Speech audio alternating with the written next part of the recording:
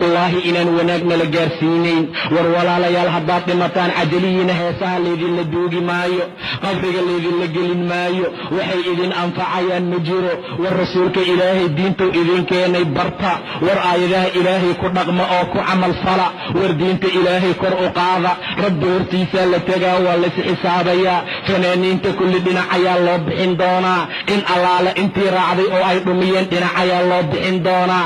way raaci doonaan oo waxay dhihi doonaan ilaahayow kuwaan ayaa na soo dhumiyey, ilaahayow kuwaan ayaa jidkii toosnaa naga leexiyey, ilaahayow kuwaan ayaa sidaana yeelay. hana qabsaninay idin leeyihiin.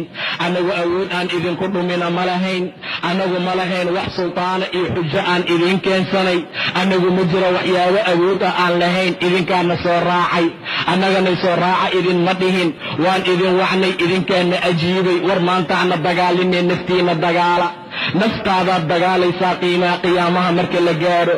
adiga ayaa qoomamo iyo shallay geli doona, adiga ayaa dhihi doona maxaa kuu geeyey waxaan samayntooda, dhegaysigooda maxaa kuu geeyey. marka malaa'igta la amra inay ku qabato oo ay ku jiido oo cadaabka lagu geeyo, maalinta noocaas ayaa kuu soo gurmanaayo.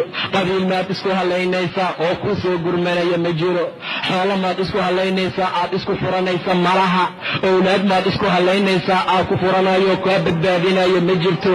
war meeshaa ma jiro ilaa qofka diinka alla raaca maahane subxaanahu wa tacaala.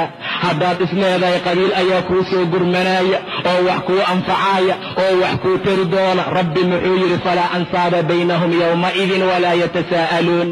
nasab sheegasho, qabiil sheegasho, isu soo gurmasho ma jirto dhexdooda, mana isi su'aalayaan.